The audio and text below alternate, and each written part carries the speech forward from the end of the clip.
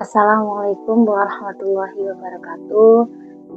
Perkenalkan, nama saya Safrina, nomor induk mahasiswa 8602167747. Oke, mari kita simak gambar berikut ini. Gambar ini itu gambar bagian telinga dan fungsi telinga ya. Oke, yang akan kita bahas yang pertama itu telinga. Telinga ini adalah organ yang kompleks, berfungsi sebagai alat pendengaran sekaligus menjaga keseimbangan tubuh. Selanjutnya, telinga luar atau bagian pengumpul suara itu ada dua. Yang pertama, daun telinga. Daun telinga ini adalah bagian luar yang mudah kita lihat. Fungsi yang utama adalah menangkap bunyi atau suara dari lingkungan, mengumpulkannya dan mengarahkannya ke dalam. Yang kedua, lubang telinga. Setelah suara ditangkap, ia akan diteruskan melalui saluran ini. Lubang telinga berfungsi meneruskan suara menuju ke gendang telinga. Lanjut, untuk telinga bagian tengah itu sebagai penguat dan penerus getaran. Yang pertama, gendang telinga ini sendiri atau disebut membran timpani. Setelah menerima suara dari lubang telinga, gendang telinga akan bergetar. Fungsinya adalah meneruskan getaran suara tersebut ke tulang pendengaran. Lanjut, tulang pendengaran sendiri ini adalah rangkaian 3 tulang kecil, T martil, T landasan, dan T sanggurdi. Tugasnya sangat penting memperkuat dan meneruskan getaran yang berasal dari gendang telinga menuju ke bagian dalam yaitu koklea. Lanjut, untuk telinga dalam atau bagian sensor dan keseimbangan koklea. Koklea ini disebut rumah siput ya teman-teman. Ini adalah pusat saraf pendengaran kita. Di dalamnya terdapat saraf pendengaran yang bertugas mengubah getaran suara menjadi sinyal listrik yang kemudian dikirim ke otak untuk diinterpretasikan sebagai suara yang kita dengar. 3 saluran setengah lingkaran ini bentuknya seperti 3 pipa melengkung. Peran mereka adalah menjaga keseimbangan tubuh. Cairan di dalamnya bergerak sesuai gerakan kepala, mengirimkan informasi posisi tubuh ke otak. Lanjut, bagian penghubung. Saluran Eustachius ini adalah saluran yang menghubungkan telinga tengah dengan tenggorokan. Fungsi utamanya adalah menjaga keseimbangan tekanan udara antara telinga luar dan telinga dalam.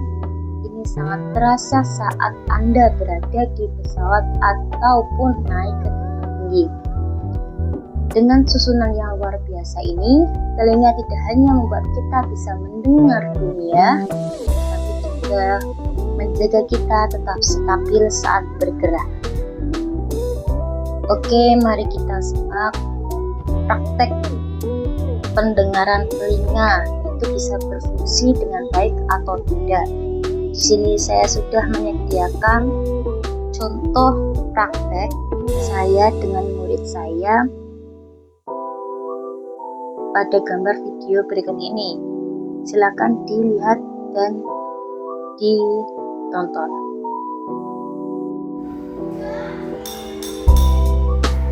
Mana? 7. Ya. 1 kali lagi. Ya, betul. Perhatikan. Sebelah mana? No? Oke, salah ya. Lanjut.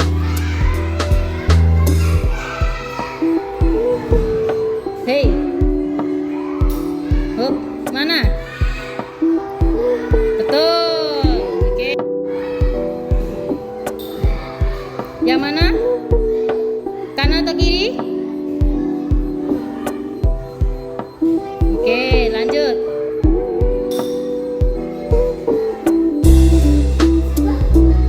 Oke, selanjutnya saya akan menjelaskan sedikit atau memberikan gambaran apa sih maksud video tadi gitu kan. Jadi Jadi video tersebut yang sudah saya buat itu video tentang praktek saya bersama murid-murid saya tentang kepekaan indera pendengaran. Tujuan praktikum ini ada dua. Yang pertama, memahami faktor jarak sumber bunyi mempengaruhi pendengaran, dan yang kedua, memahami perbedaan kepekaan antara telinga kanan dan telinga kiri. Percobaan yang pertama, pengaruh jarak sumber bunyi. Alur percobaan ini berfokus pada seberapa jelas bunyi terdengar pada jarak yang berbeda-beda ketika mata ditutup dengan kain penutup. Yang pertama, persiapan. Mata praktikan ditutup sapu tangan ataupun kain yang ada di video tadi. Teman yang lainnya memegang sendok dan mangkuk bersiap untuk membunyikan masing-masing mangkuk yang sudah mereka pegang. Jarak 1 meter, bunyi ketukan sendok pada mangkuk dihasilkan hasilnya terdengar keras. Jarak 3 meter, bunyi dihasilkan hasilnya terdengar keras. Jarak 6 meter dibunyikan hasilnya terdengar kurang jelas. Bisa dilihat tadi ada video yang mempraktekkan salah menebak. Oke, seperti itu sedikit penjelasan dari video-video